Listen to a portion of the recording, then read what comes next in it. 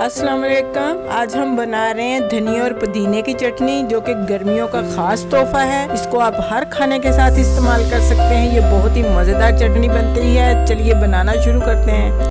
कटा हुआ पुदीना 1 कटोरी, कटा हुआ धनिया 1 कटोरी, 6 से 7 हरी मिर्चें, 1 खाने का चम्मच चीनी। तो चलिए बनाना शुरू करते हैं। इन सब चीज़ों को डालेंगे एक कुंडे में। अब इसमें शामिल करेंगे 1 चुटकी टाटरी, हाफ टी स्पून नमक, हाफ टी स्पून जीरा, garam masala half teaspoon, half teaspoon सुरख मिर्च। इन सब चीज़ों को अच्छे से पीस लें।